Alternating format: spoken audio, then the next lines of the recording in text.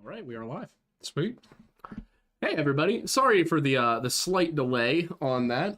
We were about to start the stream, and then my smoke alarm went off. So that's exciting. That's fun. That's what everybody wants and needs out of their existence.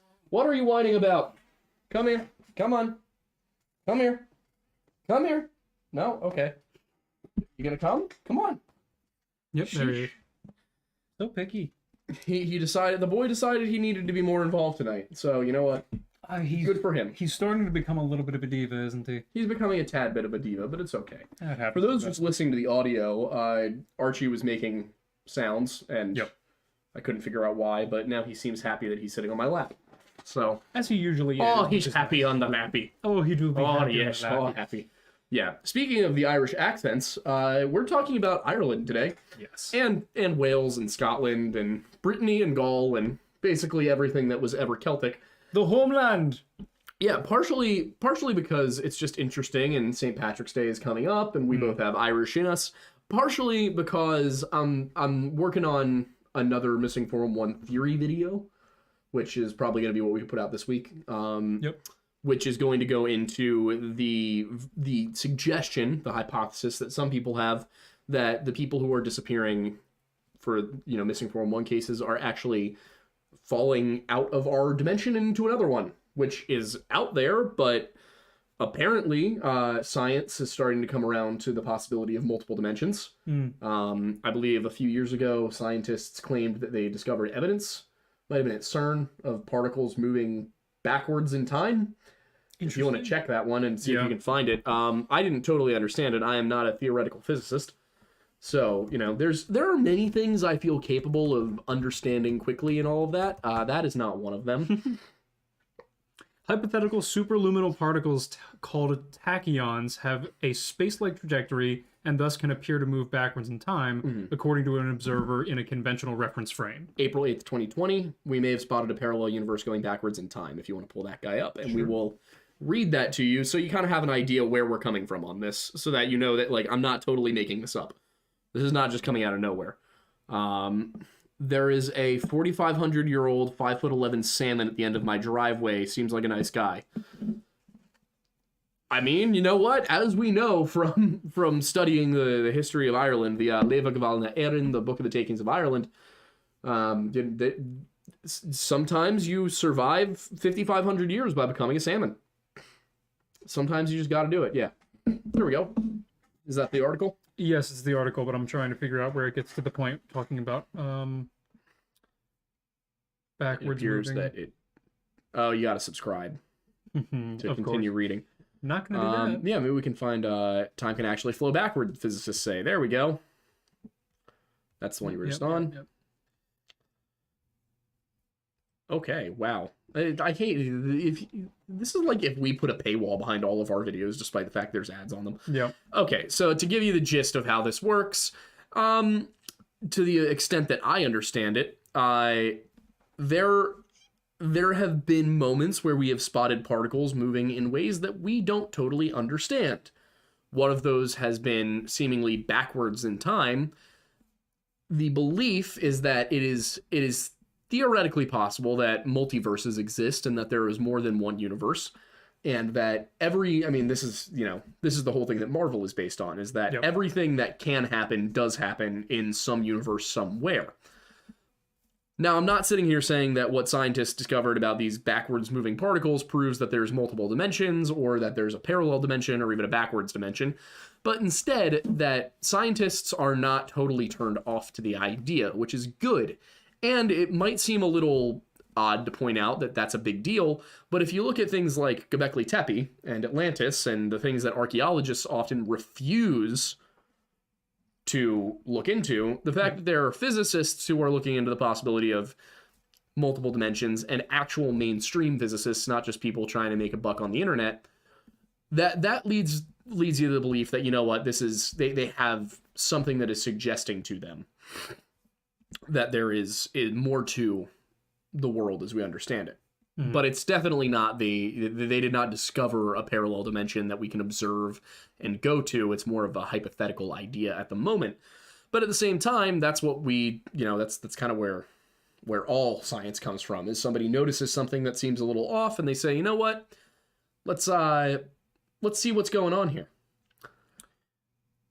From everything I'm seeing in this Forbes article, Forbes has been essentially saying, yeah, there's a lot of articles going around that are completely misunderstanding and misrepresenting the results of 3 different articles. Yeah. Essentially what it is not necessarily that there's another confirmation of a parallel universe or anything, but it, at the very least, may be a misunderstanding of the accurate or inaccurate analysis of specific particles that were observed in motion by this specific balloon. Yeah, what happened when this study came out was that basically a bunch of conspiracy websites went and said, we've discovered a second dimension, time moves backwards, everything is relative, we can, blah, blah, blah. No. This was not scientists coming across, a legitimate parallel dimension. It was scientists getting some funky readings that didn't make sense. Yeah. And saying, perhaps, perchance there is a parallel universe. Yep. And of course, anytime scientists say anything that leads into conspiracy territory, people jump on it and they go, you know what, this is a thing. But I bring it up not to say that it's scientifically proven, but that there have been a number of times throughout history when something that was, magic then turned out to be a natural law of some kind that we just didn't understand yet. Yep. So, is it possible that exists with multiple dimensions? Well, if you look at many folk tales from around the world, a lot of different cultures have the belief that if you go through certain natural portals, so to speak, you could enter a different world. I forget exactly where the entrance points are in Greek mythology, but there are ways to go from our world to the underworld. Yep. There are ways to go from our world to Olympus. With the Celts, they had the concept of the seed. Now, what is the seed? The fairy mound. If you go through it, depending on whether you are if you're, for example, in the Welsh side of things, their belief was in a plane called Annwn. And that was a parallel universe where you entered it. It was land. It was a vast world, just like ours, that had kings and fiefdoms and all of that. And that was known also in some cases, that's what Avalon is in the Arthurian legend. Annwn is a little bit more Old Celtic. The Irish have something similar with their seed. The seed, of course, being a loan word into Ireland from... or into Wales from Ireland. But the Irish term refers, it seems, to portals in rock formations or in caves, where if you go into it, you can end up in the specific otherworld realm of one of the Tuatha. So throughout Ireland, there are multiple provinces, Tuas, and each of these have their own patron Tuatha deity kind of thing, dating back to pre-Christian times. So if we look at the Celtic concept of the seed, and then we break it into the Irish and Welsh, you get 3 main parallel dimension theories here. You've got Annwn, which is if you take our world and you just put it into another dimension. Then you've got the seed in Ireland. And if you go through those, or the she in the modern translation, the modern spelling and pronunciation, if you go through those, you can end up in these sort of like pocket dimensions where you are in the domain of, the Dagda or the Morrigan or any of the lesser pagan Tuas. Or you can sail across the Western Sea, and then you end up in places like the Land of Youth or the Land of Plenty. These might ring a bell if you've read the Odyssey. The Odyssey, despite having no known connection to Celtic mythology, mentions these islands of plenty and of youth and of wealth and all these different things that are also mentioned in Celtic mythology. And then if you look at Ireland, and of course what is across the Western Sea from Ireland? Canada. It's North America. Yep. So perhaps the Irish knew about North America. Potentially. Or perhaps they had a firm belief in these seed and these other worlds where you could just go in and enter and suddenly, boom, you're in another place. these were not simple to access. It wasn't the kind of thing that, any old Irishman was going through the sea on, just on Sunday because they had time on their hands. Yep. If you went into them, it was typically because there was some sort of need from the Tua. And the thing about the Tua de Danann and humanity is they're not... A lot of people want to think about a lot of these pagan religions and cults and all of that. And cult, by the way, is the actual academic term for for worshiping any god. We have kind of a modern negative connotation with cult. The term cult, you would be part of the cult of Dionysus, which meant that you worship Dionysus. You might worship the other gods as well, but that was your main one. Yep. So these cults throughout Europe, I forget where I was going. I'm trying to remember now. What I was going to say is they would worship gods.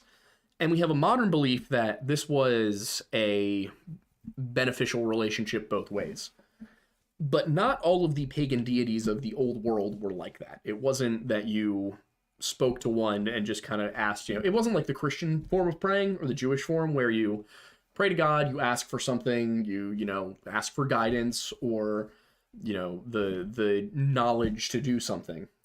In these cases, these were beings that would harm you. Like they were neutral to humans at best. Some would be more favorable, some would be less favorable.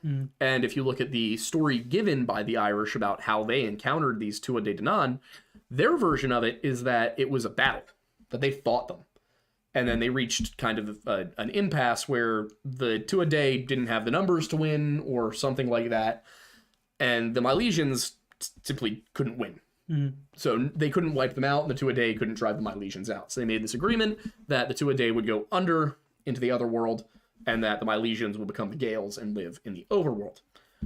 And of course, there's all the stuff with goidal glass and all that. But more important factor here is if you think about the Fae, that term, and how people who are very interested in that stuff will say you never thank them, you never seek them out without proper guidance and proper protection. These are not your friends. These are very powerful beings that could give you great things, but you've got to please them. Yep.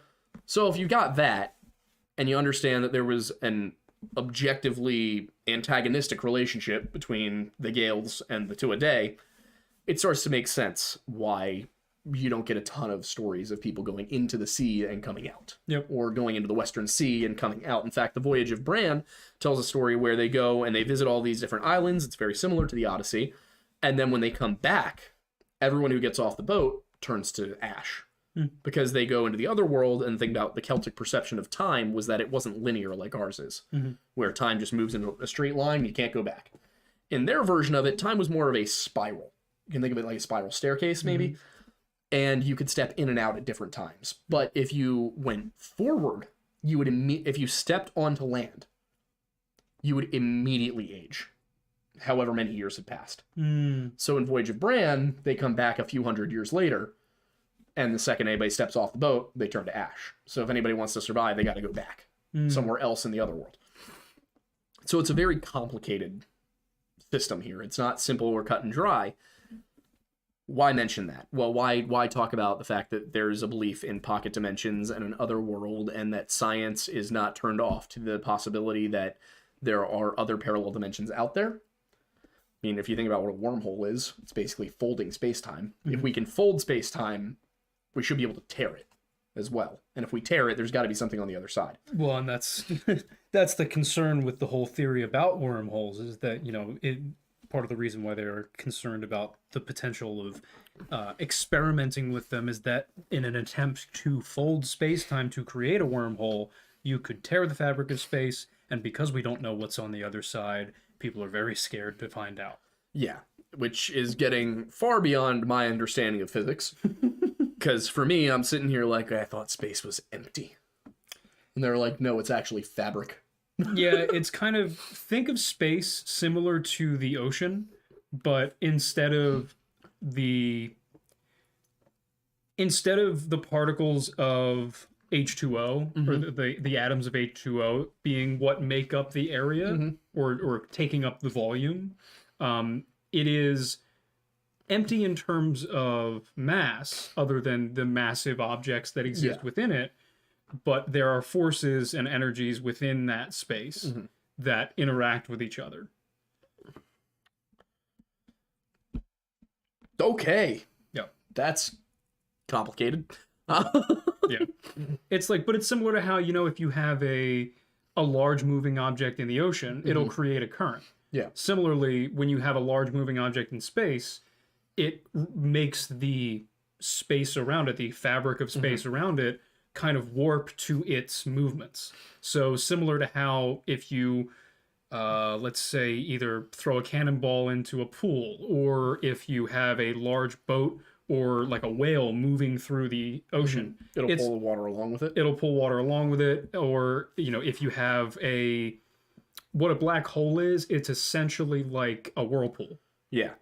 So if you have a whirlpool and it's sucking in all of this water and it's creating, this kind of flow, it's going to pull everything in this kind of spiral fashion. That's what happens with black holes, and honestly, pretty much every massive element that's in the space that is within the universe. Which all of that leads me to believe that, yes, in fact, there is a legitimate possibility of tearing dimensional fabric here on Earth. Yep. If it can happen at scale in space, then it seems plausible it can happen at small scale as well on the planet. The only current problem that physicists have is that micro and macro don't mix. Interesting. The rules on a galactic scale and normal life for us, and the rules at the subatomic level are not the same. That would imply that we don't understand one of those sets of rules. Exactly. Which is also terrifying when you think about it. That's the current problem. But that's kind of what I look at with it, is the way that we view space and planets. Single-celled organisms probably view us that way. Like, it's so big that you can't even comprehend it. Yeah.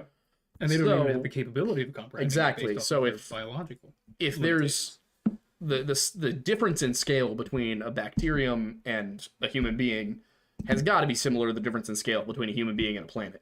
Oh my god, yeah. So if there are rules that are different between bacteria to human and human to planet, and there are rules that are different between, planet to solar system and solar system to galaxy, there's got to be a whole set of natural laws that we don't fully comprehend. Oh, absolutely. And they probably are more similar down the scale than we think they are. Well, the biggest problem with physics... We just probably can't observe them. Well, that's the thing. The biggest problem with physics and a lot of different sciences right now is you get to certain points of depth within discussion of certain elements about the rules of the universe, or even just biological limitations and rules, and there are still so many things that we know we don't know. Yeah. But considering it's only been the past couple hundred years with which we've been able to do that and figure out these certain things, think about how many things 100 years ago we didn't even know we didn't know. Yeah, like the fact that radiation exists. Exactly. Yeah, they were... Which is huge. They were painting watches with radium and then licking the tips of the brushes to make them pointier. Yep. Wild things that we did throughout history. So think about how many things that we probably still don't know that we don't know. Exactly. And I think that's where this kind of work is important, because somebody's got to talk about it. And there's a lot of scientists that do not want to risk their reputation saying, hey guys, what do y'all think about parallel dimensions? Yep. Because the safe thing to do is say that's ridiculous. So somebody who doesn't have a job in academia needs to come along and say, mayhaps, what do y'all think about pocket dimensions? And that's what we do. That is our job. I have to wonder, when you look at, one of these theories regarding missing 401 cases and where they happen and the correlation with caves and all of that, you've got dozens of cultures around the world that look at formations in rocks and say, yeah, if you go in there, you end up somewhere else. And as a society, as modern people, we've kind of looked at it and gone, yeah, I mean, but like, that's ridiculous. But then somebody goes into a cave and we can't find them. Well, maybe they found a passage in the cave that is unexplored. But there are some cases that I've looked into where, there's one guy, I can't remember his name, but I've been meaning to do it, where he went into an underwater cave and didn't come out, and they never found him. Like, they searched the entire area of the cave that any human being could fit through, and he was just gone. If that's possible, And maybe he did come out and none of the security cameras focused on the pool he was in actually caught it. Mm-hmm. But if somebody can go into a cave system and never come out, either they found their way into a part of the cave system that nobody else knew about, or they disappeared in that cave completely. Now, the obvious answer, the more likely answer with any case like that, is that somebody just ended up finding a passageway that was unexplored, nobody else knew about it, and boom, we're into a cave. And they're just lost somewhere. I think it's interesting to explore the possibility that maybe the Celts were onto something. Because it's not just them. Native Americans also believed that there were certain spots where you could interact with the spirit world. African tribes had some of this. The Norse believed that if you went through certain spots, you could end up in Jotunheim or in another level of Yggdrasil. Yep. Sure, it's possible that all of these ancient cultures were just on something, or full of it, or just trying to explain things that they didn't understand, or they had a natural fear of caves, or they were onto something. And when you look at the missing 411 cases that do occur in certain spots that are not totally, like Garrett Bardsley is one that comes to mind. The most obvious conclusion with his disappearance, for those who haven't seen the video on the case, he was a 12-year-old Boy Scout in the Uintah Mountains, and he was camping with his Boy Scout troop. He went fishing with his dad about 150 yards from the camp. Mm-hmm. Socks got wet because he fell in the water. He went back to get new socks and shoes. His dad saw him about halfway to the camp, was the last time he saw him. Garrett never made it back to that camp. Now, mountain lion is the most common belief here. Thing is, Garrett's clothes and his fishing pole were never found. There was a boulder field nearby. There is reason to believe that Garrett may have ended up in one of those caves, or in some crevice between the boulders. Except they never found him. And dogs didn't find him. People didn't find him. Infrared didn't find him. There was no evidence of where Garrett went. Again, it's probable that it was a mountain lion. But I have not heard of any mountain lion attacks where the mountain lion grabs the fishing pole too. Yep. It's those little details that just don't quite sit right. Yeah, it's just this is one of those things that, to me, you look at how often it occurs throughout the world that somebody has a belief in interdimensional portals underground, and you gotta wonder, did humanity make that up? Did basically all cultures on all continents decide this is something we're just going to have in common without any discussion? Or was there a reason for them to believe in that? I don't think it's ridiculous. I think if we certainly don't have, if it is what is happening, then there's definitely no science to back it up yet. Yep. But lack of evidence does not mean evidence to the opposite. Correct. So it's one of those things you have to look at and say, okay, maybe, but we need to look into this more first. If there is another dimension, what lives there is the next logical question to ask. Is it something that we don't really get stories of people going to another dimension and coming back? But if you look at world religions, pretty much all of them have a belief in some sort of other dimension. Mm-hmm. Obviously, the Abrahamic religions have heaven and hell. The Norse have Yggdrasil, which of course has hell, and it has Alfheim and Asgard and all of these different realms.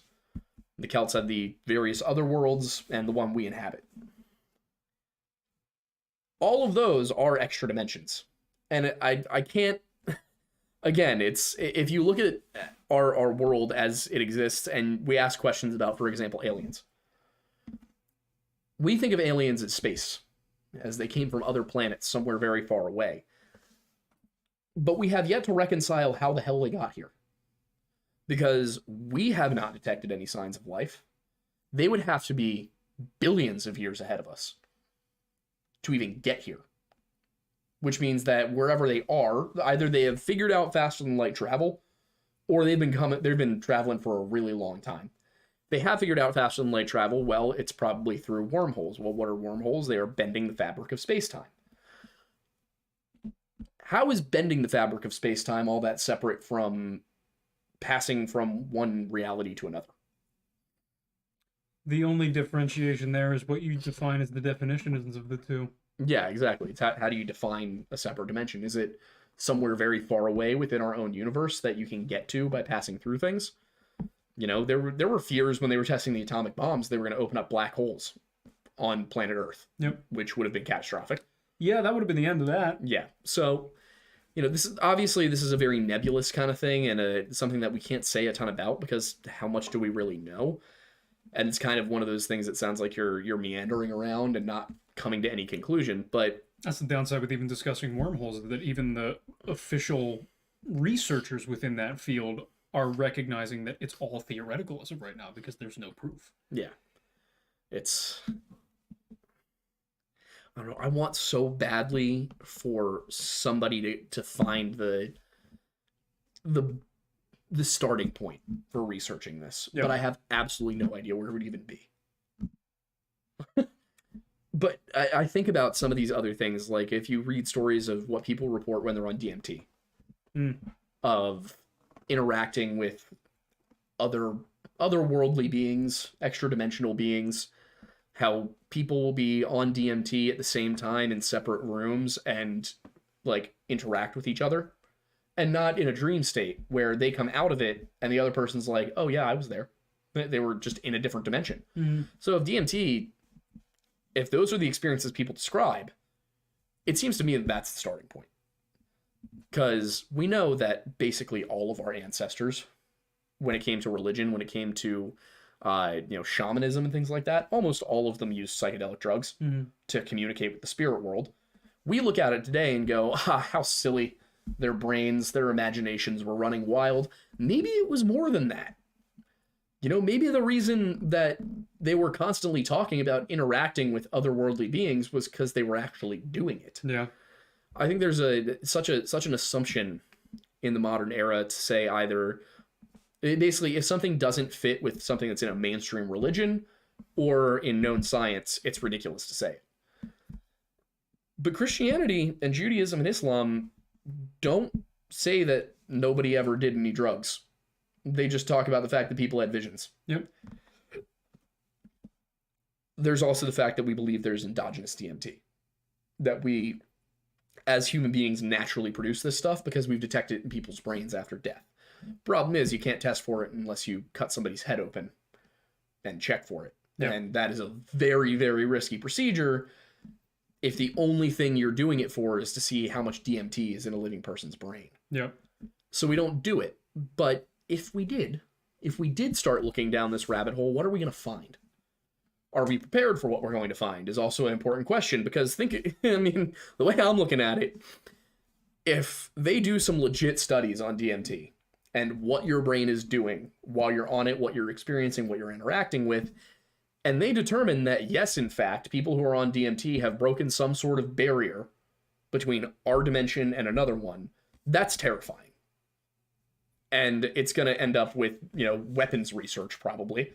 But, will the Clockwork Elves want to help us with our weapons research? Who knows? Unlikely is my guess. Probably not. But,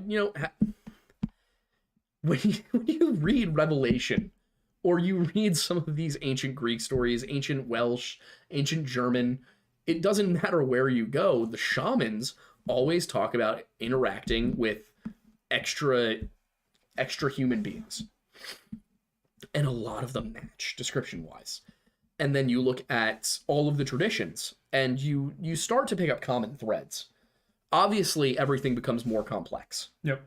As it goes on, the story-wise. Things get added on, things get explained further. Mm-hmm. If you go back to the very early root of all of these stories, you start to see patterns. One of those patterns is that there is an older group of gods who are either defeated or merge with a newer group. Well, what do we have in, Christianity? There's God and the heavenly host and the watchers and all of that. And then after the flood, things change a little bit. there are the princes who are assigned to the nations. These are not gods. In Christianity, Judaism, Islam, they're probably angels. But what are angels? Well, they're not humans. They're not God, so they're somewhere between humans and gods. We have that everywhere. If you look at Nephilim, which are half human, half angel, we have demigods all throughout different cultures. Take it back to its earliest example. And of course, here I'm saying, the Fomorians and the Tuatha, the Vanir and the Aesir, or the Aesir, Vanir, and the Jotnar, the Titans and the Olympians. All of these different mythologies that really do match. They probably go back to the old Indo-European religion, whatever that was. Yep. Christianity is the same way, in that we have these older figures, who, of course, there's God at the top, and then his creations that are bound to him, but that are between us and God. That sounds like the Tuatha. That sounds like the Aesir and the Vanir. Because when you look at them, a lot of these are not creator gods. Yep. Odin did not create the world. He killed a giant whose bones turned into the world. If you look at the Olympians, Zeus is the chief Olympian, but he doesn't create the world. He's not even the descendant of him. He's what he's like grandchild. Yeah, of it, he's not even the son of the creator being. Yeah, he's like a grandchild or a great grandchild. The Tuatha don't create the world, and in Christianity, the angels don't create the world. The heavenly host doesn't create the world. God does it. All of these religions, all of these belief systems have some sort of creator being, and then a set of divinities, and then humans. Especially within the Indo-European umbrella. China, Japan, that's a little different. If you look at, the Native Americans, then it starts to become a little bit closer. Yep. A lot of Native American mythology is interesting because it's got, there's a creator being, and then there's a time where a lot of the animals are anthropomorphized. They have human characteristics, human traits. For example, I think it's the Klamath peoples who, in their version of history, the grizzly bears were the first sentient beings on Earth, and then their god got angry at them. So, and this is why this one's so interesting to me. If I remember it correctly, it's that there's a creator being, and then there's the grizzly bears who are sentient. The creator being's daughter then has children with one of the grizzly bears, and those children are humans. As a result, all the grizzly bears lose their ability to talk and walk on two legs, and now they're animals again. That does not sound too different from a lot of the other stories about how humans come to be. It's typically that they are either the direct creation of the creator being, or they are the result of some other higher being mixing with one of God's creations. Why does that reoccur so often? That's the question, isn't it? Is it not possible that it's reoccurring so often because that's what happened? And that we have all found different ways of telling the same story. Now, of course, as a Christian, I'm always going to believe that my version is the closest to reality. But somebody who's, Norse pagan will probably believe that their version is closer. Somebody who is Hindu will believe that their version is closer. I think we spend a lot of time focusing on the differences and not enough time focusing on the similarities, because there's probably a truth hidden in the similarities. Yeah.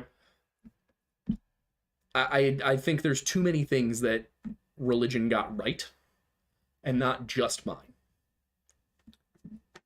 for it to all be just made up. I have a question that's almost a weird Bible question. Sure.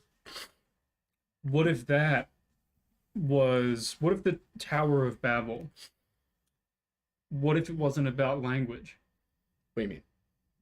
What if the story of the Tower of Babel, the story about them trying to, reach the heavens essentially by building this tower, working together, then they were fractured apart, no longer capable of speaking the same language, so they couldn't work together, this, that, or whatever. What if that was actually about denominations of religion? Well, that's basically how denominations of religion happened. That's the other thing, is that all of the European religions are probably descended from the Indo-European religion, the Yamnaya culture. That kind of sounds about right, doesn't it? Think about the actual story of the Tower of Babel. It's not that, you know, English sprouted from it. We're told that everybody spoke the same language and then they were scattered and didn't have the same language anymore. Well, if you look at what happens, there's, you know, the oldest languages we have that are like Proto-Semitic and Proto-Indo-European and Proto-Asiatic. Those all descend from around the same region. That area between the Caucasus, India, and Africa. There's three or four main language groups in there. You got African, Asian, European, and Semitic, basically. And of course, there's East Asian that develops out of the Asiatic. Yeah. That would, of course, then lead to different descriptions of gods. We also don't know which gods came into the story where. The Vanir seem to have been there before the Aesir. If you look at the oldest descriptions of those gods and also what the Vanir are, they're not really warlike. They are capable of fighting, but war is never the focus of a god like Freya. Whereas with the Aesir, Thor's a warrior god. Odin's a warrior god. Many of the Aesir are warrior gods. What one of the theories is regarding that is that groups like that, Tuatha, the Aesir, the Olympians, that they were the Indo-European gods. And that the pre-Indo-European peoples of Europe, that's the Vanir, that's the Titans, that's the Jotnar, that's the Fomorians. And that the new gods came in and overtook the old gods. But in many of these cases, you get slight variations. The Aesir and the Vanir sort of unite against the Jotnar, but not always against the Jotnar. Sometimes they work with them. The Olympians unite against the Titans, but not all the Titans. Sometimes they work with them. The Tuatha unite against the Fomorians, but not always. Sometimes they work with them, especially when humans are involved. So the Indo-European religion seems to have come in and supplanted and merged with the old European religions, possibly in a similar way that Christianity did with Judaism. But Christianity grows out of Judaism rather than coming in onto it, so it's not quite the same thing. Yeah, I don't want to overcomplicate the point. The point is, old European pagan religions have a lot of similarities, not necessarily in the specific details of each god and goddess, but rather in the actual structure of how things happened. The chronology, the series of events, those are what tend to match in European religions. Obviously, by 2023, even by the year 1, those guys had been separated by hundreds, if not thousands of miles for thousands of years. The Indo-European migration is around 3000 BC. It's 3300 to 2600-ish. That means that by the time the Indo-Europeans had actually made it into Europe and settled, it was still 2,000 years before the birth of Christ. That's a long time to be in different places not communicating with each other. And think about the way that these communications happen. Typically, there will be a trade hub, and people from one culture would head across and meet up at the trade hub of another culture. They wouldn't always go that deep in. So if you were coming from Norway to what would be modern day the Netherlands, if you were a merchant, you might, in fact, in many cases, you would stop there. You would sell all your stuff and you would head back to Norway. Or you would stop at a few points along the coast trading and all that and then head back. Very rarely did you go deep into the interior of whoever you were trading with. So, say you're a Norwegian and you're trading with somebody who's Frisian. What would be the ancestors of the Low Countries? You'll tell them your story. And then, say, they go south to France. And they tell France their story. And their story involves your story. And then the French guy goes down to Spain. You've now gone through 4 versions of that story before you get down here. And that we know that happened with Celtic cultures. Because the Celts start in what is southern Germany today. Southern Germany, Czechoslovakia, that area. And then they expand outwards. The Celtiberian peoples are not genetically Celtic. But they were culturally Celtic. which means that the Celtic culture actually overpowered whatever Iberian culture was there beforehand to a large extent, and they melded and merged into one. That was culturally Celtic, ethnically Iberian, Celtiberians. They then go up to Ireland. So if you get the Yamnaya, look at it this way. Let's start with the Yamnaya, the Indo-Europeans. They're in the steppes of Scythia. That's Crimea, Ukraine, southern Russia, southwestern Russia. They spread out. They start moving around. They get to Central Europe. And they intermix with people in Central Europe, and you get the Celtic culture. The Hallstatt A, Hallstatt B, Hallstatt C, and then Latin. The Latin then spreads into Spain and mixes with the Iberian culture. And then you get Celtiberian. It's just culture mixes with culture, mixes with culture, mixes with culture, because those Celtiberians then go to Ireland. So of course they're going to have similarities. And then they're going to have slight differences based on who was there before them. I think that's the key to understanding our lost chapter of human history, is what do all of us have in common? Not what makes us different, not what makes us special. If we want to discover what we seem to be missing, which is a period of history before Sumer, we know that by Sumer we had cities, we had writing, we had urban planning, we had agriculture. We also know that about 4,000 years before that, we had agriculture starting. But a couple thousand years before that, we've got megalithic structures. That doesn't fit. Because we get, basically the way it goes is 11,600 years ago, we get megalithic structures. And then society regresses. We go backwards. We go back to just learning to farm and just learning to build cities. And then we finally start getting megalithic structures 4,000 years later. It seems like something happened. Like we were ahead of maybe not Greece, but ahead of maybe Sumer. And then we regressed. So why? What happened? All of this, in my opinion, plays in. I think that everything that we see, that we observe about gods and goddesses in all of these different cultures ties back somewhere in prehistory to a version of humanity, a version of civilization that we, to this day, still have not rediscovered. And if we can rediscover it, maybe we can uncover the secret to these other dimensions they always talk about in all of these religions. Because maybe what we're dealing with are people who were less advanced scientifically than we are, but more in tune with natural laws, who understood things about resonance frequencies that we don't get today.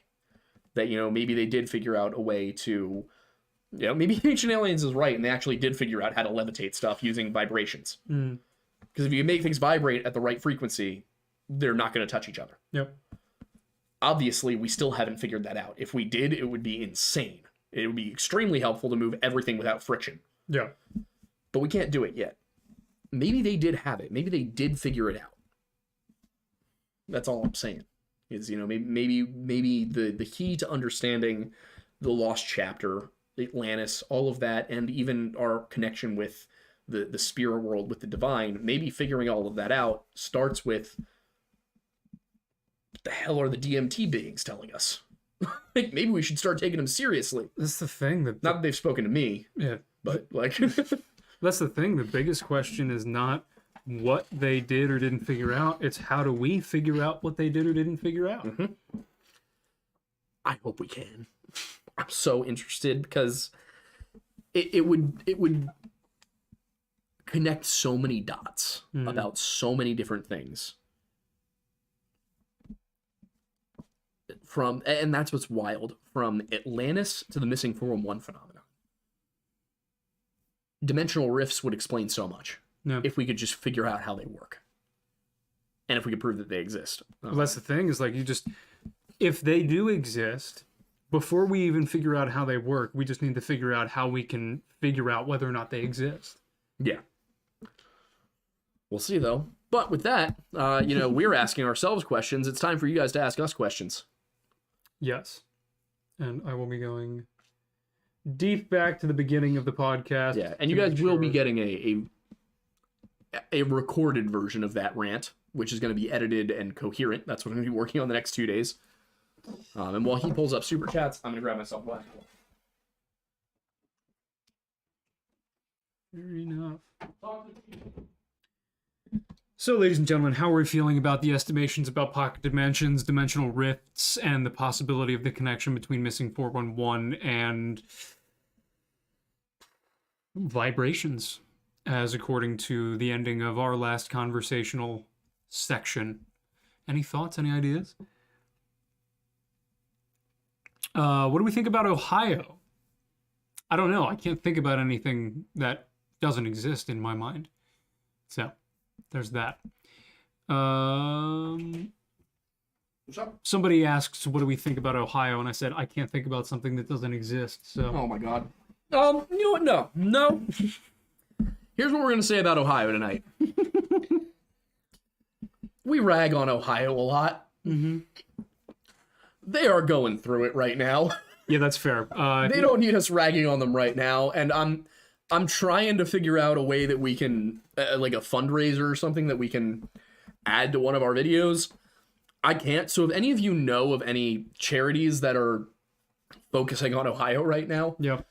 let me know so I can add a fundraiser for our next video so that we can raise a little bit of money for them. Yeah, what's happening in East Palestine right now is kind yeah. of insane, so we would love to help if we can. And I say that because we were able to, our Gabby Petito video that has a fundraiser on it raised almost, I think it's probably at $2,000 now. Is it really? Yeah. Nice. Yeah, so you guys as a community have, managed to donate $2,000 to the Gabby Petito Foundation. Love that. Well done. And that video has like 220,000 views, so that's probably, God, what does that mean? 1%? 1% of people donated $1. Yeah. It probably was more like 0.5% of people donating 5, but Fair. Still, if we can do something to help them, let us know if you know of a charity, because that would be something we want to do. For as much as we rag in Ohio, they are our neighbors. They are probably more like Pennsylvanians than almost any other state in the country. Pretty much, yeah. I have a hard time thinking of another state that is more like Pennsylvania than Ohio, down to the Amish. Yeah. So if we can help them, we would like to. So if you know of anybody we can donate to. Somebody wants to hear Archie Awu. Archie, come here, bub. Come here. I just saw one. That's why we're doing it. Yep.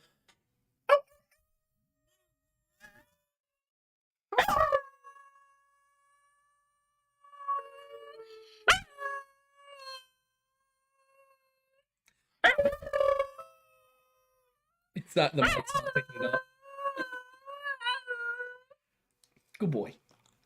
You have pleased the people. You okay? You okay? Your breath is stinky. I love you though. It's okay to have stinky breath. Hi, baby boy. He's just hanging. Okay. So the first one is, some of these are a little bit of repeats from the beginning of the show, but just in case for the people who didn't see them. Agamemnon's gym bag for $5. Such a good name. It's such a great name. It's a great name. For that's why you were hitting my hand. I was wondering what was happening there. There's a 4,500-year-old 5'11" salmon at the end of my driveway. Seems like a nice guy. Yeah, well, ask him his name is Finton. It's such a funny name. Pumpkin for $4.99 said, my dog story is straight up about me ending up in a pocket dimension and getting out. I'm not really sure what you mean by dog story, but...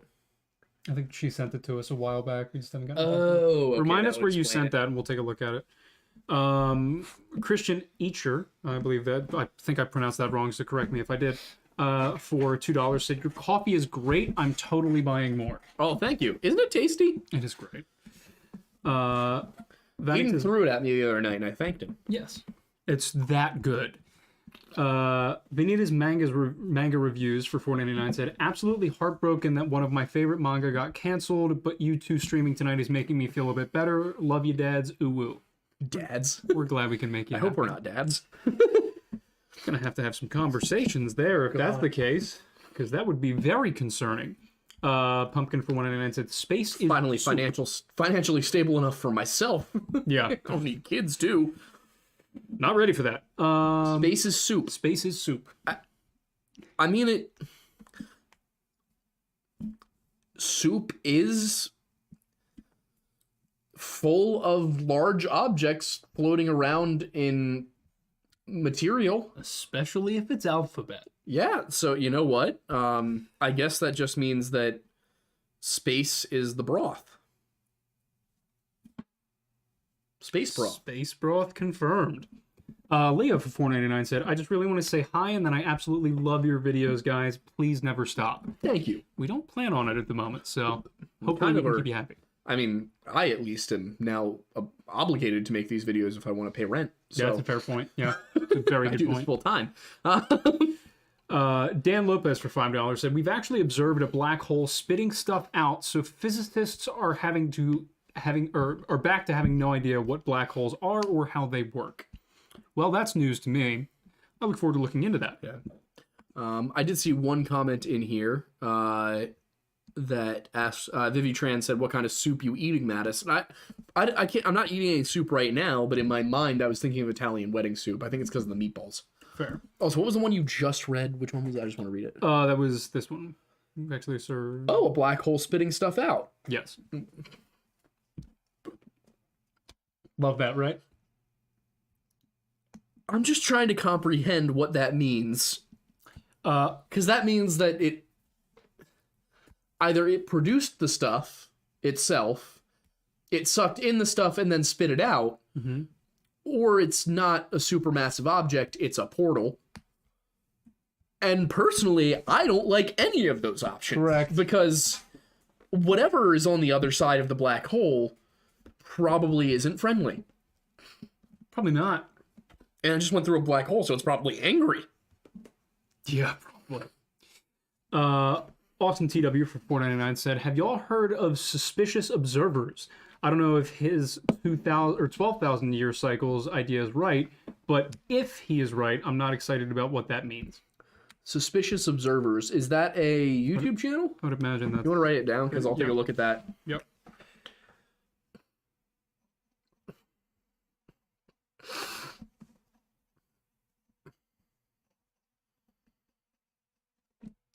Cool.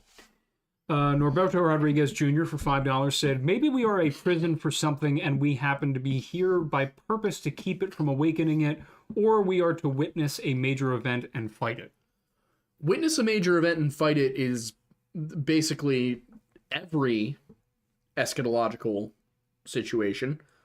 I mean, if you look at the Norse have Ragnarok, which actually seems to be something that already happened, and there's a debate over whether or not Ragnarok is a prophecy, a historical event, or a cycle.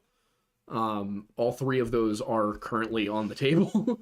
But yeah, Ragnarok they have. Of course, Christianity has the battle at the end days between God and Satan.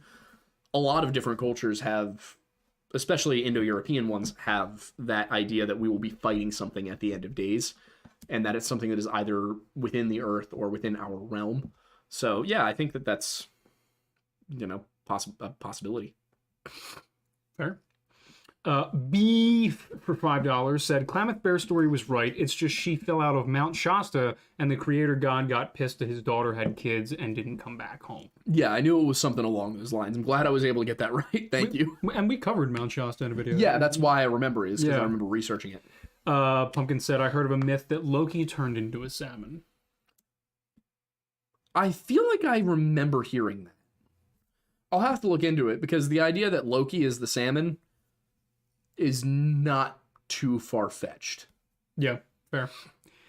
Agamemnon's Jim Bag back at it again for $5 said, can we get a based Bible episode about the disdain for publicans? Tax collectors. Yep. Yeah, I mean, I'm sure we'll talk about that. Isaiah and I will probably have a hell of a time talking about the way the Bible talks about tax collectors. Oh, yeah. I can only imagine. I can't wait. Yeah, Weird Bible is supposed to be Tuesday. We will do Weird Bible Tuesday. It is just a matter of if Wendigoon will be there or not. He just got engaged, so... Yes. I don't know what his week looks like. I've texted him a few times, but... time will tell. We'll see. Austin TW said, I was heading from Chicago to Pittsburgh for a concert, and while passing through North Ohio, I saw many Confederate flags. Yeah. What in fresh hell is that? Yeah, The Mason-Dixon wasn't the cutoff point for certain Confederate-leaning people, it seems. There's a few situations with that. One of them is Southern people who move north. Another is that you have poor education, and people see it not as a flag that has to do with racism, but rather a flag that has to do with rebellion and being anti-establishment and anti-authority. Unfortunately, we have better flags for that, including the U.S. flag. Yep. As well Quite as literally. whatever your state flag is, and also the Gadsden, none of which are associated with slavery. And then there's the people who are just racist. So, you know, I try to, when it comes to the Confederate flag, especially down south, I try to give the benefit of the doubt that there is some sort of, you know, legitimate, strong belief that it is a heritage, not hate thing. Because I have met people who have been very earnest about that, including black people who fly the Confederate flag. Up north, I'm immediately a lot more skeptical when I see one. But again, if somebody really doubles down on the, you know, like, oh, I really have nothing against, you know, black people. I just, you know, I believe in the rebel cause. Like, I'm like, okay, well, that's dumb, but you're not hateful. It's not just Northern Ohio either. There's stuff in Pennsylvania, and North Jersey has a lot for whatever reason. I think we saw some in New York. Oh, yeah. But moving right along, Oliver N. for $4.99 said, have you guys heard about the Asian Preda? Seems similar to the Wendigo. Any 411 from North/Coast California? It's where I'm at, and I want to know. Also, let's see. Okay, where it's Asian Preda? No, write that down though, because we'll look into it. We're also at a bit of an impasse here with YouTube, because our Rake video did okay. Our Banshee video is not doing well. Not at all. And it seems to be that we have lower impression click-through rate, which means that people are seeing it and they simply aren't clicking on it because they're not interested. So on the one hand, we want to keep doing the folklore content, but people only watch the Missing 411 content.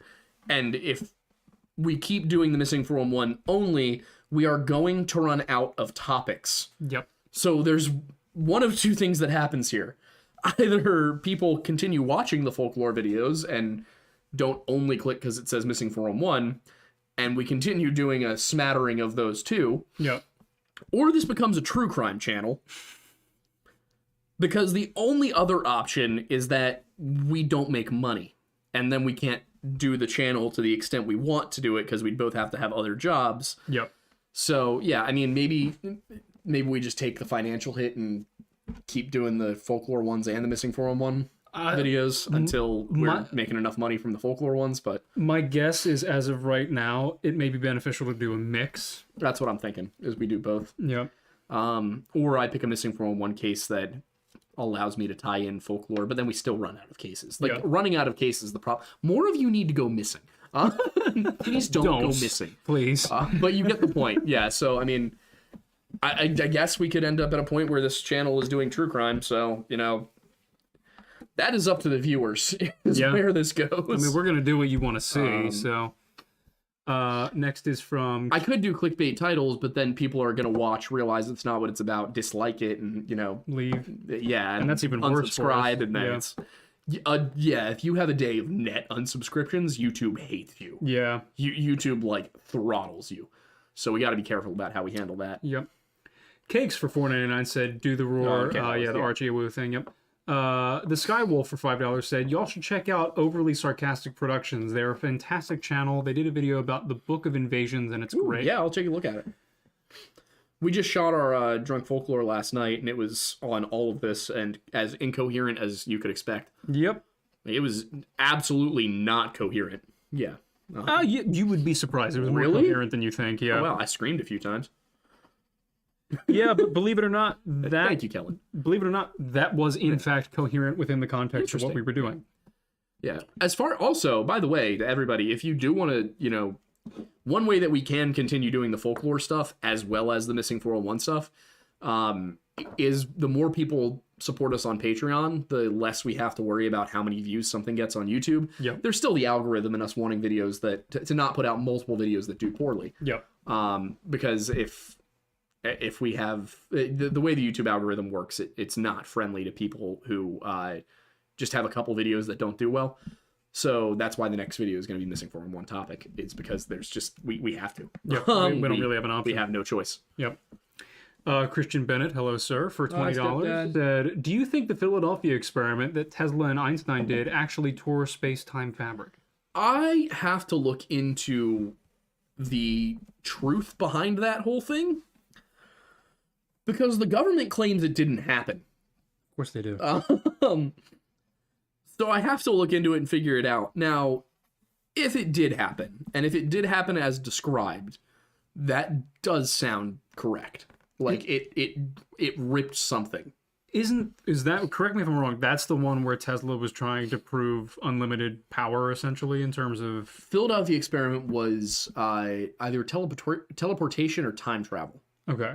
What happened was, allegedly, the ship disappeared from Philadelphia, was spotted off the coast of, I want to say, North Carolina, and then reappeared in Philadelphia, but crew members were, like, fused to the ship. Interesting. Yeah. On the one hand, yeah, the government would probably cover that up. Yep. On the other hand, that's not typically the way scientific research was done at the time. To be fair, Tesla was very unusual. Yeah, but what I'm saying is, when you look at that period of history, they were sending... It's during the space race. They were sending rockets to space to see if they could get there. Then it was, okay, well, we've got this rocket to space. Now let's see if we can get something back from space. Okay, now let's put something where we can track stuff in it. Okay, cool. Now let's put a dog in it. Now let's put a chimp in it. Yep. Okay, now we can put a person in it. Yeah, they weren't going to go, like, let's send a full ship out in the middle of nowhere. Yeah. That's what gets me is, like, would they really have sent the full ship? And I can't remember if it was during World War II or immediately after. I feel like it was during, because no, it wasn't time travel or teleportation. It was invisibility. Is what if I remember correctly, it was invisibility. Okay. So I'll look into it. We'll probably do a video on the Philadelphia experiment because that's just an interesting one.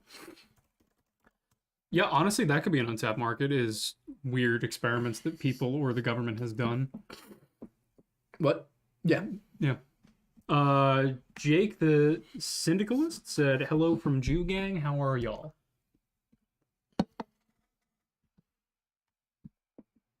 Okay. We're good. We're good. Is that like the Crips and the Bloods? I hope not. Pumpkin said... Well, if we got the Amish Mafia, there should be a Jewish Mafia, That's right? fair.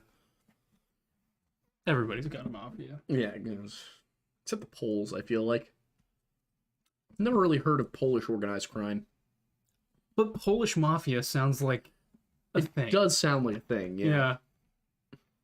Maybe. Let us know. Poland, if you don't have one, wait, what are you waiting for? I was going to say you have permission, but I'm not going to grant that permission. Pumpkin said she's on it. Cool.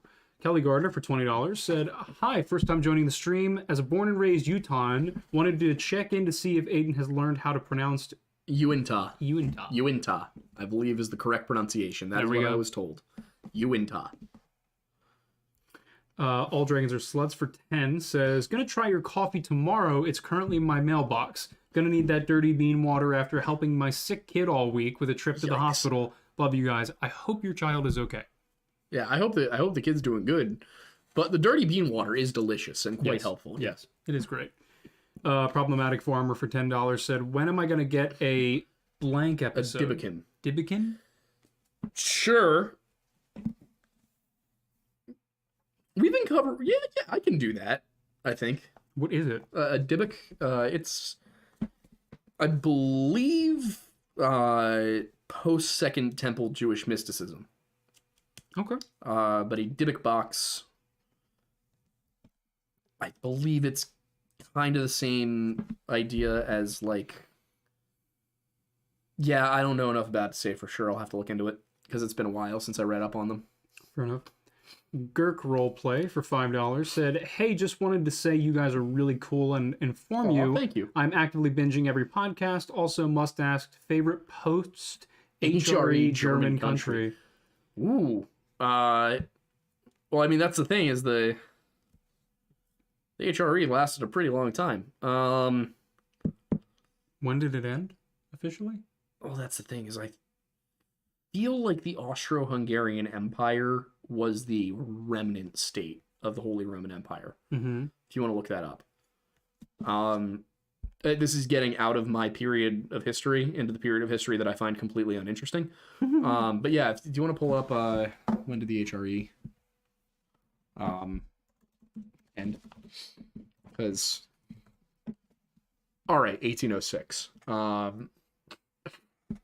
Gotcha. Yeah, that was my thinking. I was under the impression that it was that Austria-Hungary was the remnant state of the Holy Roman Empire. Mm-hmm. Yeah, so I mean, oh boy, you've got Bavaria, the Margrave of Brandenburg, Oldenburg has an interesting name. I like that one. Specifically German.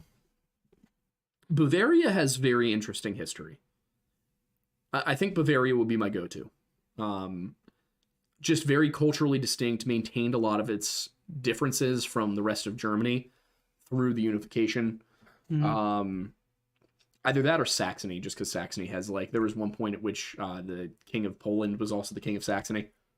Interesting. Yeah.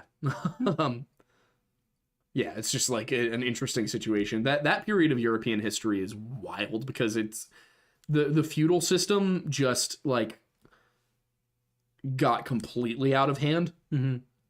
and super complicated and grew into what we know of in the early modern period, but it all grew out of the feudal system. So the whole vassal idea of, you know, the basic feudal society was that the king owned the whole country, and then he granted land to the lords. The lords granted land and wealth to the knights, and then the knights protected the peasants, and the peasants would pay the lord. Sometimes knights would be landed, but that's the kind of things. Originally, no knights were landed. They were just professional soldiers. Two things. One, what would the knights protect them from? And two, what Other does landed knights? mean? Interesting, okay. From other countries.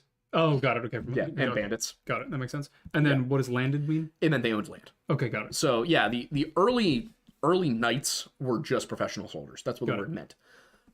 They weren't even necessarily on horseback. The knight on horseback develops after 1066, and then you start to see the feudal system developing, where you have there's three parts to it, but it's like the beneficium is one of them, and that's what the lord gives to.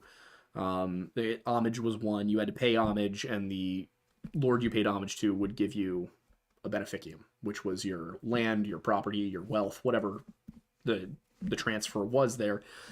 Peasants, of course, being at the bottom, just owed taxes, but the good news was they didn't actually usually have to fight anybody.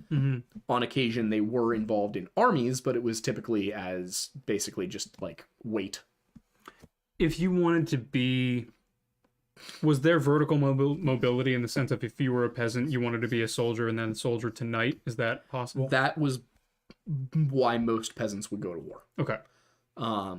Was that at least by the high medieval and late medieval period, the rule was whoever took the knight down got the ransom. So if you were a peasant with a billhook and you went into combat, you managed to yank a knight off of his horse and pull him back to your camp, you got the ransom for him. You took his armor, his weapons. You went from being just a lowly peasant with a hook to suddenly you're a fully armored soldier. Now, you might not. Many peasants would look at that suit of armor and go, this is worth a year, 2 years food. Yep. This is worth, I could use this to buy more property. I could use this to buy out of serfdom. Any number of things. They would often, but sometimes they would choose to become soldiers. Now, that did not make them knights. Having a suit of armor did not make you a knight. But you could sell the suit of armor, get something a little bit more practical for your status, because you weren't on horseback typically.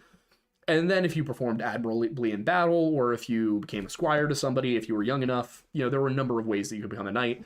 But the typical path was that a family that had the money would send a son, usually around the age of 7, to train as a page. And a page would be an assistant to a squire and a knight. The squire was more the direct assistant to the knight, and the page was more of an assistant to the squire.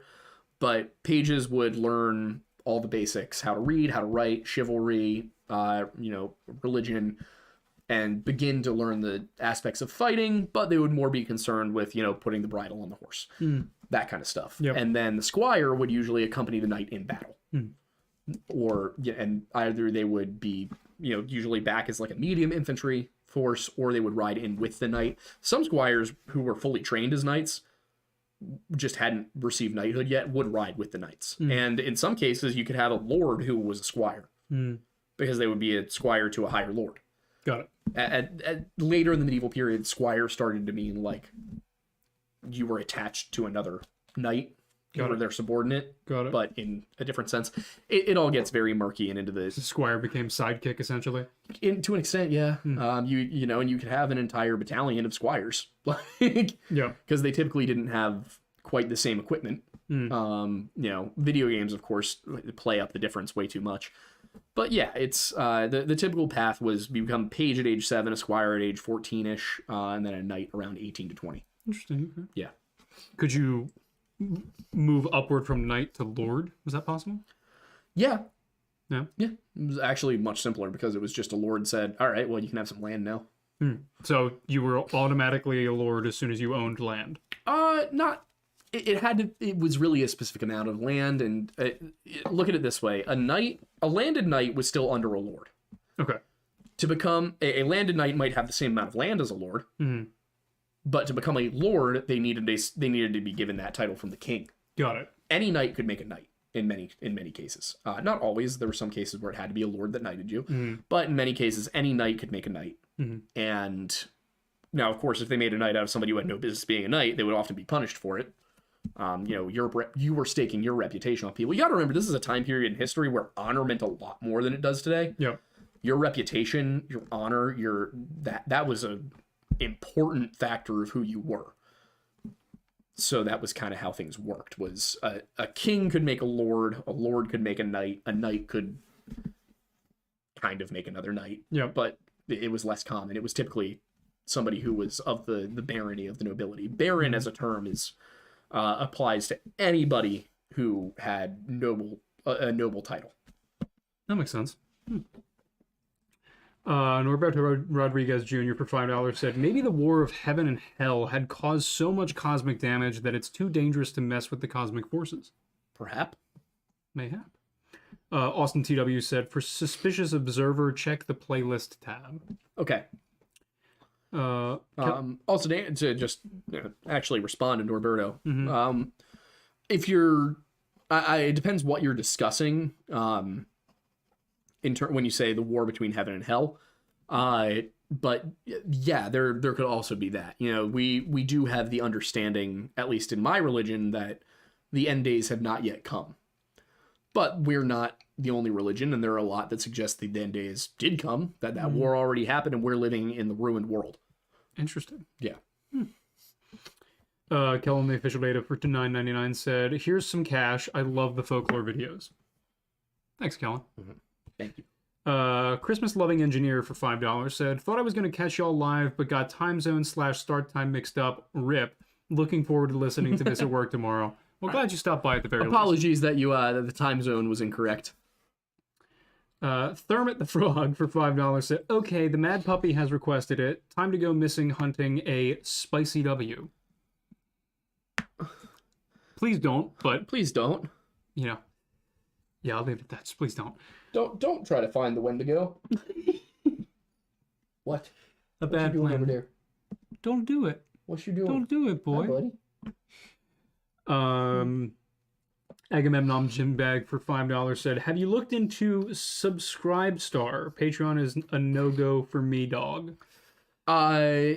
Here's the deal with things like Subscribestar and Rumble and Odyssey and Locals and all of the other things.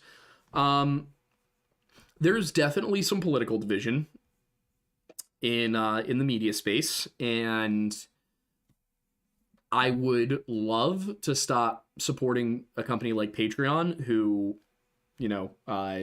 censors people and performs in a manner that I find dishonest. There's nobody on Subscribestar. There's nobody on Rumble. There's nobody on Odyssey by comparison to YouTube or Patreon. So yeah, we even had a chance to switch to our own app at one point. Fact of the matter is, you can't. If we start a Subscribe-Star, it's just going to be a clone of the Patreon, and it's yet another thing to manage. Yep. We did have our own website. We do have our own website. It needs to be reworked and revamped. The problem was, we just didn't have the time to manually do the Patreon word system, which is what we would have had to do on the website. So eventually, the hope is to pull everything over to the website. Yep. And then that way you don't have to worry because you're only supporting us and Wix. Yeah. And you're not even really supporting Wix because they don't take a percentage of payments. So you're not even supporting Amazon at that point because they do Amazon web services. Yep. But yeah, we want to eventually move it all over to our own spot, and then we won't even have to worry about Patreon's, fees and all that. But for the time being, there's not really an option to move over to Rumble, Odyssey, Patreon, or Subscribes or any of that because there's no support network there. There's just not enough people. So there's nothing we can really do. But I mean, maybe we set up a Venmo or something. Yeah, we could probably do that. Yeah. Dan Lopez for $5 said, y'all should combine Missing 411 and folklore topics by hiking around Mount Shasta looking for missing people and Bigfoot. I mean, I would love eventually. to if we could. It'd be great. But that's a lot of money. Spud Guy for $50 said, sup guys, get 10 $5 footlongs and have a great evening. Don't tempt me with a good time, sir. Oh, Wawa's right there. I know. Uh-huh. Jake the Syndicalist for $5 said, nope, 1900s political ideology, talking about the Mafia. I know guys in the Jewish Mafia who harassed the hell out of Nazis around World War II. Good for them. Jewish Mafia. There's so many Mafias. I'm just like... I know it's not a joke and there probably is a Jewish Mafia. There's just something like... There's an SNL skit there. Fair. No, there definitely is. Yeah. Agamemnon's gym bag for $2 said, when lodge tour? Well, we're moving, so... When we get lodge. Yeah. Kelly Gardner for $5 said, great job with the pronunciation. Must also ask, best way to support the channel monetarily. Patreon, YouTube, subscription. Love you guys. As far as individual contributions go, probably Patreon. Yep. They only take 11%. They will ship you merch and stuff if you do it that way. It's reliable because it's, we know we're getting your $1, $5, $20, whatever it is a month. Yep. So yeah, Patreon's probably the best way to do direct support. And then, sharing the show with your friends. If you share the show with one friend who starts watching it, it literally, if every single one of our, put it this way, if every one of our subscribers shared this show with a friend and that friend liked it, just one friend, that immediately doubles us to over 300,000 subscribers overnight. Yep. And the fact of the matter is, each of those friends will probably share the channel with a friend and so on and so forth. So the best way to support the channel is to share it. Yep. Because then the more we grow, the less we have to rely on individual people, and the more we can say, all right, well, we're getting 20,000 views an hour, so we don't even have to think about individual contributions. Yep. I would love to get to a point where we don't need to take individual contributions. We probably still will for certain more exclusive stuff. Yeah. But it would be nice to, not have to worry about that at all. Yeah, and that's kind of the benefit of the Patreon is that all of the extra stuff that we have been doing, are doing, and are planning to continue to do, Patreon's a nice place to have that all consolidated too. And anything that's a donation goal goes on Patreon for free. Like there will be things that you can go on our Patreon page and just see for free. Yep. And then for $1 a month, you'll be able to get access to all the rest of it. Yep. So once Patreon adds live streaming, we'll probably even do a Patreon exclusive podcast once a month. Oh yeah, absolutely. Agamemnon's gym bag for $5 said, holy Toledo, your knowledge of history could replace the missing 411 videos. Well, we have a History Hut channel, so go check that out. Yeah, believe it or not, this guy majored in history and is medieval studies. Yep. Yes, and he's putting that to work on another channel called History Hut, which is a revived version of a series that we did here. Yeah. We'll have another video for that channel in March. Yes, correct. That's going to be monthly for now because it just is. Yeah, the amount of things that need to be done. Yeah, we're at the point where we now have 3 channels. Yep. And this month has just been a nightmare for me personally. So Yep. because I have to move. So Again. yeah, Oh, fun. spent the last 2 weeks apartment hunting, and then I had to fly to Knoxville. I was in Lexington for a week, so it's just been a hell of a month for me. But hopefully, come that first full week of March, I'm hoping that everything is going to be settled, and we will be back on our normal research schedule or normal shooting schedule, and I can get back to doing the level of content that I want to do on the topics I want to cover. So Yes, that's the hope. Ben Krajniak for $10 said, I am Polish and I can confirm that we do have a mafia. Just don't ask about it. My uncle asked about it and they burnt down his kielbasa farm and took his toes. this man was farming kielbasa? It would seem so. This is a sausage. Man, had a sausage farm. That is quite impactful. But I will be sure to not talk about it. Yes. What else we got? We got, these are the only new ones. Aussie Trutler for, it looks like Canadian 279. Bold of you to assume I have one friend.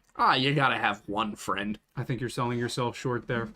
Norberto Rodriguez Jr. for $2 said, I meant Satan's Rebellion. Do you mean the Satan's Rebellion that happens in Revelation, or do you mean the one in Paradise Lost? Could be both or either. Well, that's the thing, is the Paradise Lost one isn't biblical. Got it. All dragons... Unless you consider John Milton a prophet, which some people do. Fair. All Dragons Are Sluts for $5 said, hopefully Kiddo is on the up and up. She are 4 pieces of pizza this eve as a 4 treat. pieces of pizza. I think it does say are, but Yeah, probably. probably. About half her weight in Za. Mom and Dad are definitely wore out. Fair. Yeah, I mean, but that's if the kid's eating, the kid's doing better. Is typically the way that works. Absolutely. Um, Agamemnon's gym bag for $2 said, apartments are a scam. Buy some land. I tried to buy a condo, and they told me that despite the fact that my income was perfectly fine to buy the condo, if you are a small business owner, they want 2 years of tax returns. Naturally. I don't have 2 years of tax returns because we started this business in June 2021. Yep, so a year and a half ago. So I have the 2021 and my 2022 tax returns, right? Here's the problem. We only started making any significant degree of money 2 months ago. Yep. So while I do make enough to purchase, I do not have the income history to get a mortgage. Yep. Unfortunate and annoying, but gotta love banks. Ben Krajniak for $5 said, Aussie Trutler, I can be your friend you share the channel with. Fair. But you already what? Okay. Christmas Loving Engineer for $5 said, Night, and I'm an hour behind y'all and got start time mixed up. Not y'all's fault. Okay, LOL. okay, I see. Fair enough. Well, you're here now. Yes. And speaking of time, oh, hang on. Pumpkin Bear for 7 for 199 said, Johnny Appleseed and Paul Bunyan video. Ooh, that would be. We were talking about doing an American folklore video. They're on the Yeah, it was all content what sheet. Paul Bunyan, John Henry, and And- Johnny Appleseed. Yes. One of whom I think John Henry's real, Yes. and Johnny Appleseed. I believe, Johnny is Appleseed real. was real. I don't know about Paul Bunyan. We'll find out. Yeah. But speaking of time, we are Hey, you know what we should rapidly do? approaching 8:30. We should do Yes. that one, and then at the same time, we should do a History Hut one that has like Lewis and Clark, Daniel Boone, Davy Yes. Crockett. Yes. Yeah. Yes. All right, 100%. Yes. So do the more folktale ones, and then also a historical, because Daniel Boone and Davy Crockett are such cool dudes. Oh yeah. But I'm just reading through some of these non-super chat ones because it is 8:30, so we will be shutting off the stream in just a moment. But I want to see what I can see here.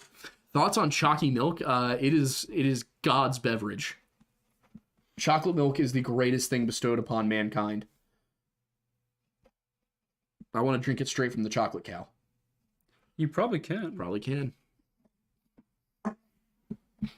Let's see. Yeah, I know. The standards.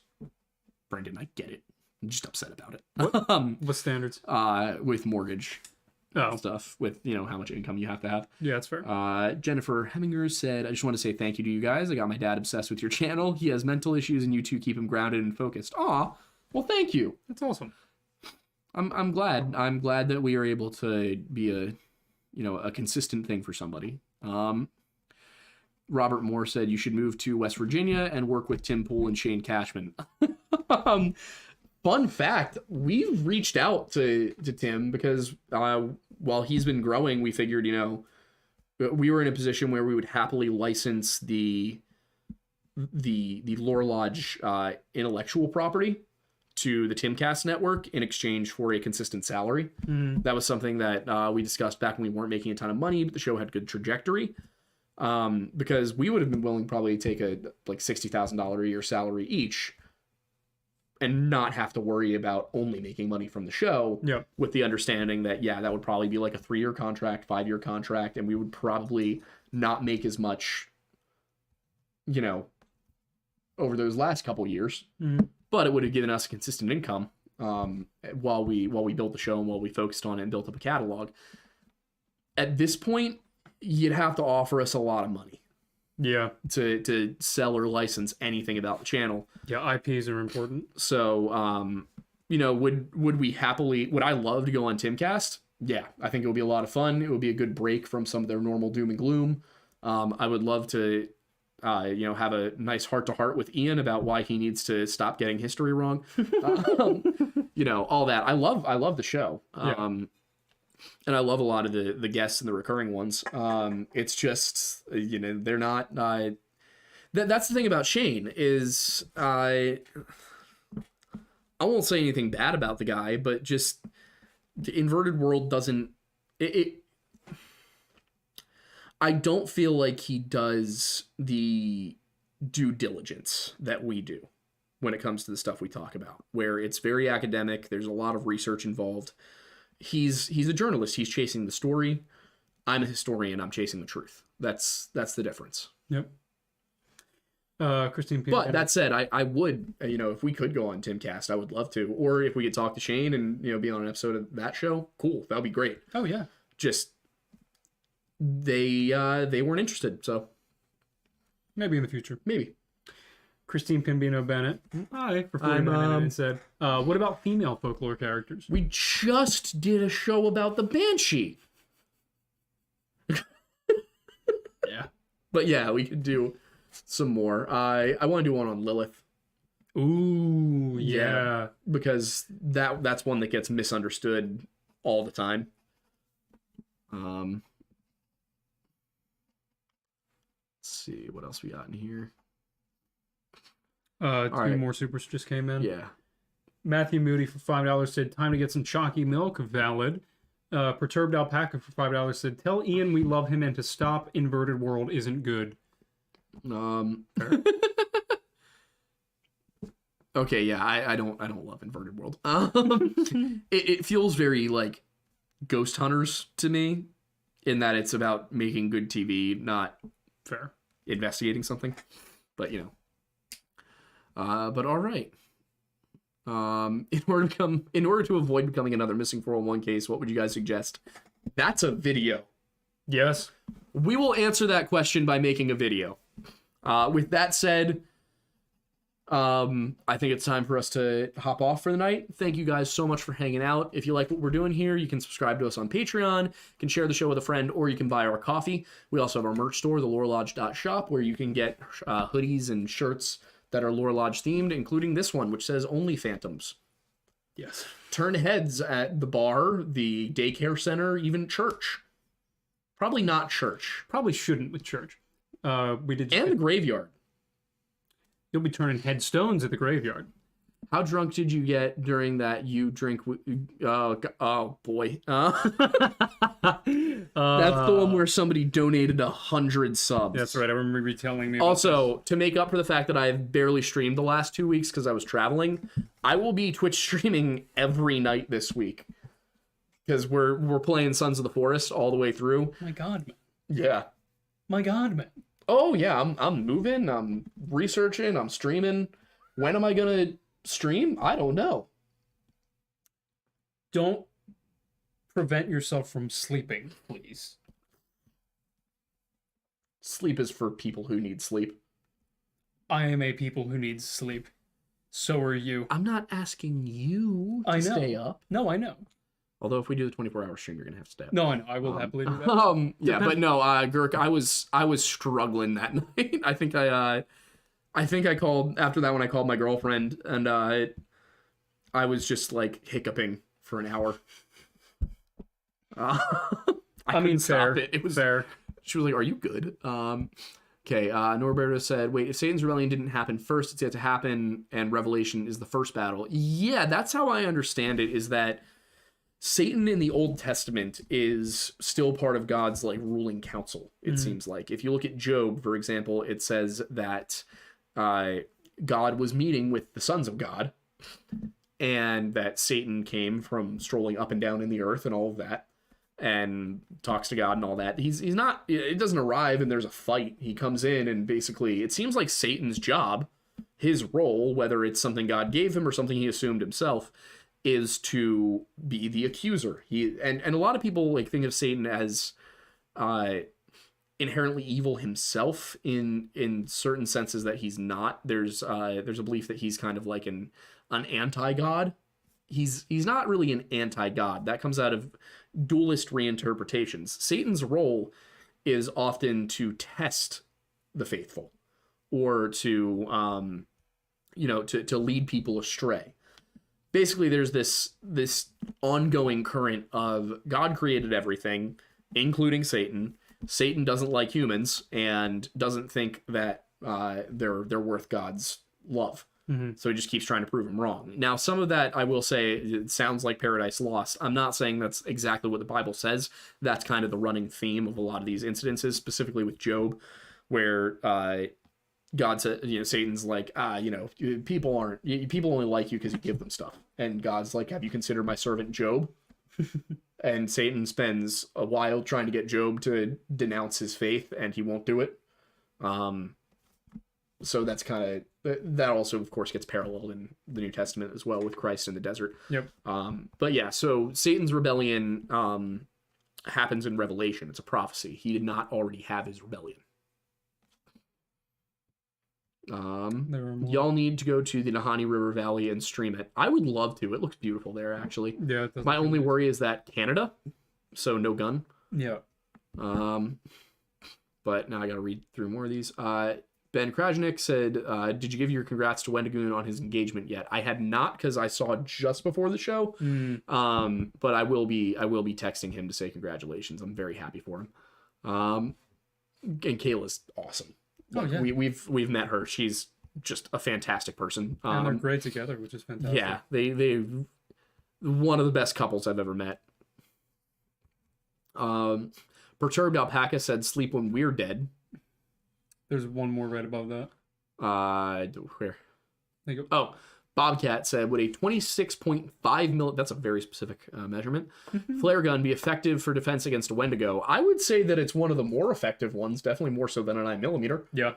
But yeah, I would say flare gun's good. The thing about most Wendigo stories where humans manage to defeat one is that they trap it. They lure it somewhere and then light it on fire. Never go toe-to-toe. I think there's one more. Scrolling down. Get a Lore Lodge tat when you guys reach 500k. I probably will, actually. Fair. Satan, Pumpkin Bear said Satan has daddy issues. That's one way to put it. Fair. Did you just equate Satanism and Pokemon? I don't know if that was directed at me, but I wasn't intending to. There's... Maybe, did I? I don't know. I certainly didn't. At least not intentionally. All right. Well, thank you guys so much for tuning in and hanging out with us. We will, of course, be back on Sunday. Weird Bible will be Tuesday over on the Weird Bible channel. It has its own channel now. It will be over there. So go check it out.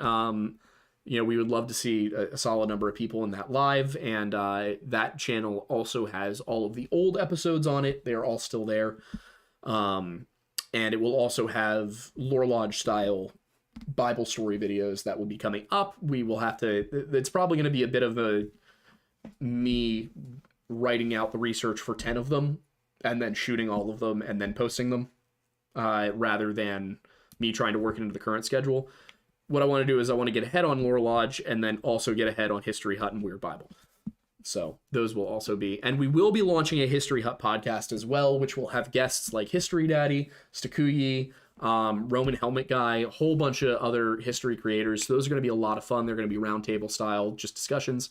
So if you're not subscribed to History Hut, go check that out. Same with Weird Bible.